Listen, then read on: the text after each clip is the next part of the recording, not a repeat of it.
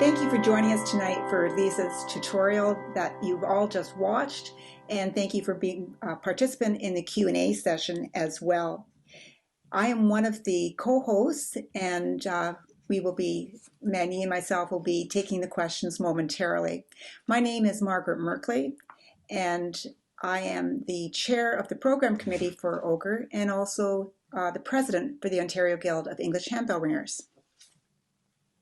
Hello, I'm Manny Sun, and I'm happy to be joining Marg as your co-moderator for today's session. I am OGEHR's email coordinator, and I assemble the weekly email tree that is sent to our membership. I am also a member of OGEHR's communications committee. Thanks, Manny. Today, our clinician and tutorial host is Lisa Kyriakides, that I know many of you are familiar with and love dearly.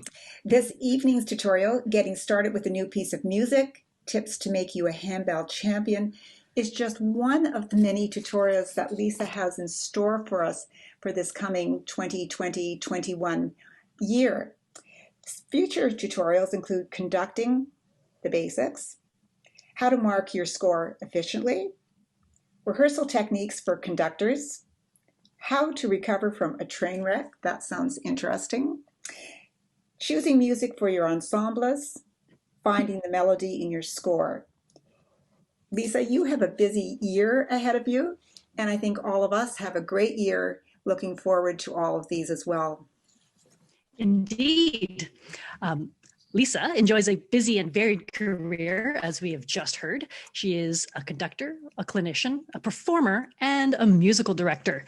She directs 2 3-octave choirs at Aurora United Church and performs in the church's quintet, EmBellished. Lisa is a member of the Bronze Foundation and is currently the Central Area Rep for OGEHR. Most recently, Lisa has been elected as Secretary of the newly formed Handbell Musicians of Canada. So thank you very much, Lisa, for joining us today. It is lovely to have a musician of your stature to join us with these tutorials. You're very kind. Thank you. So at this point, we will be taking questions submitted via the Zoom text chat. And we have one already from Margaret Ann, and I believe you're in Ottawa. Margaret Ann's coming to us from Ottawa. She says, Lisa, that she's a lefty, so she tends to favor her left hand when given a choice. I don't want to mess up the music notation for anyone taking the part that I play by marking my idiosyncratic bill changes in the music. Have you got any tips for her? Margaret, I know she is it possible to unmute her? Can I ask her a question? I don't know how this is my first one, so I'm just wondering what you mean by idiosyncratic markings. Can you give me an example of one? There are frequently times where I will transfer bell from one hand to another simply because it's I'm more comfortable using the left hand whenever possible. I do not want to, I will write L or R in my own score. But if somebody else plays the piece after, I don't want to have to erase the marks every single time if we transfer it to another part. On the other hand, I don't want to confuse myself when I already have in here that I need to switch hands. Right. So I think what I would suggest is if you're making markings you think that a right dominant person wouldn't make, then perhaps you could put them in a bracket. So that you know that the bracketed ones are specifically for you. You could even put a note at the top of your score saying, you know, anybody using this music, things that are any notations I've made in brackets are simply for, you know, for this reason. So okay. I would suggest that, see how that goes. Because I know what you're talking about. You don't want to erase all your markings only to have to put them all back in again. Yeah, and who knows, it's sort of like with teaching, because when you do differentiation for students, sometimes they actually find it easier to handle. I just find that I'm far more confident being able to do things like repeated notes in my left hand rather than my right, because it's like it's wired differently. It's much more capable. I'm much more capable of doing like 16ths with the one hand than the other. I hear you, because I'm very, yeah, I'm very right dominant. So I have the same idea, but with my right hand. And so sometimes I do that same thing that you're talking about. Yeah. If I have a heavier bell that's in my left hand and I have to repeat it over and over again, if I have the opportunity, I will switch it into my right hand. So I just, do the opposite of what you're talking about, but the same idea. So we all have our little things that we do. So thank you, Margaret Ann, for the question. Excellent. Thank you very much. I have a question here from Rob Cairns. So Lisa, as a director, do you give your ringers time during rehearsal to go over the items that you suggested in your video? Or do you suggest that this is something that they should strive to do on their own time? No, I give them time. So when I hand out a new piece of music, I usually say about 10 minutes, and you have to read the room because some people will accomplish this stuff faster than others, and some people will have more complicated parts. So just like a teacher, so I always say, take 10 minutes, look at your scores. They have a list of the things that they should be looking for. And, when I think it sounds like most of the people are done, when you start hearing the conversations about what movie they saw last night, they're done. And so I do what I do what I teach. Thanks, Lisa. I have a question. Is there something that I can do before I get the piece of music? Is there some things I can be doing before then? Yes, absolutely. So what I would suggest is that in order to make the best use of your time that the director gives you, you should make sure that you have a good basis of knowledge. And what I mean by that is you should be quite familiar with basic music notation. So basic music notation, I'm not talking about being able to write music, and I'm talking about knowing the difference between quarter notes and half notes, understanding what 4/4 means, what time signatures are, what dynamics markings are, knowing the difference between, MP and FF. So if you have that basic knowledge, you're not searching for that information when you have this sort of time period to do things fast. And the other thing I would recommend is that you make yourself as familiar as possible with handbell techniques, so that when you see the mark for swing, you know what that means and you know what to do. So those two things you can do on your own time, especially now when we have so much extra time, some of us. And so you can get that knowledge, and that'll just make, when you actually have the piece of music in front of you, it'll make you so much faster. Thank you. Thanks, Lisa. So do you typically provide your ringers with the music in advance so that they can prepare for this? Or is this something that you allow your ringers, generally you allow your ringers time during rehearsals themselves to prepare?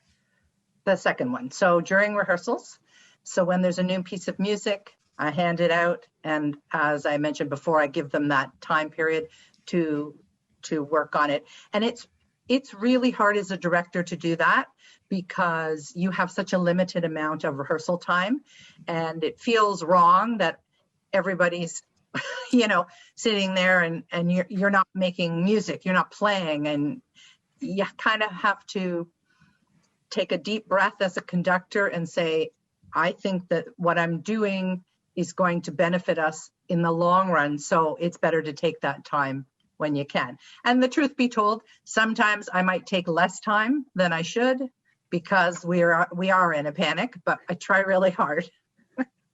Right. Thanks, Lisa. I actually, I would appreciate it if sometimes when I'm looking at a new piece of music, if I were given, a few minutes to look it over instead of just having to dive right in, because definitely that is a big, big challenge. And that becomes a different beast in and of itself. We're talking sight reading now and not really preparing. Well, and when you think about particularly things like bell changes, if you haven't prepared for a bell change, you're unlikely to be able to do it when you're playing it first off. So the payoff for taking the time to do this is that the first performance of it, the first rehearsed performance that you're doing in your rehearsal room should be better than it would be if you hadn't. Agreed. And so you did mention at one point, some of your ringers, when they are assigned the more difficult parts, do you do a bit of preparation in advance to look over those tricky parts and try to provide your ringers with guidance? You know, things like tricky bell changes or bell passes and bell sharing. Do you provide your ringers with some amount of notation on their music in advance so that they can consider that? Yeah, I mean, it's a good thing to do. Do I do it as much as I probably should? Probably not. I am a big advocate of teaching people to be independent. And in all my career of teaching students and teaching private lessons as well, that's always my goal, is to make somebody not need me, really. I mean, it's the same sort of thing as a parent, right? You want your kid to fly the nest, and you want them to still talk to you, but hopefully they don't need you as much. And so I really want my ringers to learn, and so I encourage them to participate in things like these tutorials, and when we had in-person tutorials, to go to those, to go to festivals, and then to share that information. What I do sometimes do is, if I think there's a really tricky passage, I may reassign bells, particularly in the bass clef. In the bigger bells, I may make suggestions about, well, I think, position 2 should take this position 1 bell in this bar. So I do a little bit of it, but I don't do a lot of it, I have to admit. Sounds like good advice, Lisa. This next comment is a comment rather than a question, but maybe you can speak to it and how you handle mallets with your choir. Kathy says, our choir has a lot of trouble figuring out mallets, particularly in the treble bells. So we mark the parts with the number and color of the mallet used, and if it is only the last note. Okay. Can you give us your feedback on how you handle mallets? How do I handle mallets? I'm not really sure I totally understand the question, I have to be honest. Well, I mean, sometimes the mallets, they are different colors. Sometimes if you're in the gap in the treble, in the C6, D6 position, you have both, a hard mallet and a yarn mallet. Okay. All right. Thank you, Manu. That clears it up a little bit more for me. So that, this kind of relates to Manu's previous question. So that would be something I would assign as the director. So if they're in one of those positions where there could be 2 choices of mallets, then I would tell that ringer which one I think they should use. And they may have to switch depending if they're a melody note, if they're a harmony note, what the function they are in the music is. So it could change. We always start in our ensemble with our sort of assigned mallets. Everybody has a set and they're the same color. Like each one has a pair that match. And then if there's any changes to be made, that's the change that I'll make. Hopefully that answered the question. All right, so Lisa, in your tutorial video, you covered 10 things that we should do when we are first looking at a piece of music. Beyond that, if I am one of these high achievers that, given the 10 minutes of time that was allocated to me to look at my music, I blew through all those 10 things and I have some time, but everyone else still seems to be looking at their score. What else could I be doing? Oh, there is so much you could be doing. So because the tutorial had to be so short, I just picked 10 things that I thought, I wanted to focus on that were kind of interrelated, but there's a ton of other things. So you should be looking at time signatures in the music. So what is the time signature? And very importantly, does the time signature ever change in the piece? You should be looking at key signatures for the same reason. What's the key signature? You've looked at it originally on how it affects your notes, but now you have to find out, is there a change anywhere else? You want to look at dynamic markings. Again, how does it start? Where are the changes? Especially if there are dramatic changes that you want to circle those. Trying to think what else. Oh, tempo markings, that's another one. So the tempo markings sometimes change in a piece, often they do. And particularly if you are a bass ringer, that could cause you some issues because tempo markings are only written on the top of the treble clef. And so if you're a bass ringer, you may not see that tempo marking change. So it's really good to go through the music and circle those. And I always recommend writing it down where it is where your eye is going to be. Write it down there. So those are just a few things. There's a lot more, but. So Lisa, Fantastic. Thanks, Lisa. You're welcome. Lisa, those sounds like a lot of good suggestions for people to do at home, sort of for their homework as well, if they have some time at home. Yep, and there are other things you can do at home. If the conductor allows you to take your music home, you can look at rhythmic patterns where there are repeats of a rhythmic pattern that you're involved in, and if you see it and you can identify that it keeps coming into the music over and over again, then that gives you some security when you're ringing, that you know, oh, okay, once I've gotten it in this position, I can keep playing it.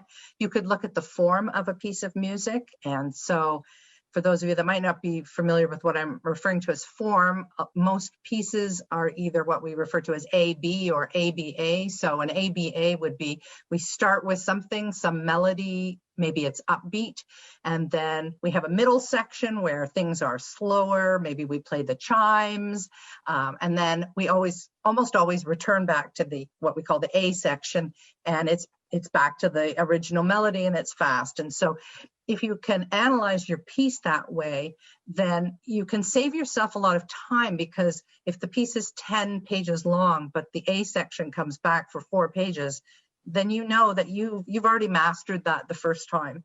And so you just have to look for what the changes are. The other thing you can do at home is if you have a difficult rhythmic pattern that you have to work out, really helpful if you can mark on your score the beats. So if you might be playing on beat 2 and I mean, I have been a musician my entire life. Like, I trained as a musician and I have done music my entire life. And sometimes I still have to write on the music, you know, okay, ring that bell on 2 and, because I keep wanting to ring it on 2. So it doesn't matter how much experience you have, how old you are, or you still sometimes need to have those markings for you. There's no reason why you should sort of suffer and try to figure out everything on the spot when you have the ability to simply write in things. Thanks, Lisa. So I have a question. Not every director I've rung with is as generous with their time as you are. And more often than not, I've had a piece of music thrown at me and been expected to play it basically on the spot. What should I do in that situation where I don't have any time to analyze a piece before I have to ring it? Good luck. Well, thanks. I've been in that position many times. I mean, if you feel like you have a good rapport with your director, your conductor, I would open up a dialogue about it, maybe in an informal setting if you can, or through an email, or just at the end of a rehearsal. And just suggest that if you had even 5 minutes to look, that you would be far more successful. And particularly if you are in difficult music, like more advanced music, higher level music, because there are so many changes and things that have to be made. If you don't have time to prepare for it, then your first reading of that piece is a mess. So I would say, if the director won't give you the time before you play the first time through, then maybe you try to get it to happen after the first time through, because once you've been through it one time, you realize, oh my goodness, on page 5, I have to switch my hands and I have to do this. So maybe they won't give it to you before the first playing of the piece, but if they could give it to you after the first playing of the piece, then you would have an opportunity to make those changes. It's really to the director's benefit to do it, and it's hopefully you can convince them. Yes, I think I'm going to have to start taking some tutorials about how to win friends and influence people in order to twist some directors' arms. Yeah. Thanks, Lisa. Lisa, you have mentioned that when you started this tutorial to put it together, you sort of thought, there's like so many things I could put in it. What are your plans in terms of doing a follow-up tutorial? Oh, good question, Mark. So I have a tutorial coming up in December. I believe it's on the 13th, and it's called How to Mark Your Score Effectively. And so we will touch upon some of the things that I talked about in this tutorial, but expand on more markings. So hopefully you can join me then. I believe it's at nighttime, I think. Yeah, it's at 7 o'clock. Yeah. So it's like today. It's on a Sunday at 7 o'clock. It's called How to Mark Your Score Effectively. So there will be just expanding on this information that we did today. Great. Thanks, Lisa. And I think with that note, that's a good time to bring our formal discussion Q&A session to a close. Special thanks tonight to Lisa for being our tutorial host and answering all these questions in the Q&A session. Lisa, you are amazing, and I feel there was something in that tutorial for absolutely anybody, no matter how long you've been ringing. Please, everybody, put Lisa's future tutorials on your calendar, plan on attending, and encourage members in your choir that have not been able to take advantage to Zoom in. Thank you. Thanks, Lisa. Our next tutorial is running Saturday, November 7th. And please mark that date on your calendars. Dominique Moreau will be presenting a video called Playing with Heavy Bells, and will provide advice on playing larger bells musically without injuring yourself. So we hope that you will encourage your OGEHR friends to join us both for the tutorial as well as the subsequent Q&A session. Thank you for everybody on behalf of the Ontario Guild of English Handbell Ringers for joining our 5th handbell tutorial tonight.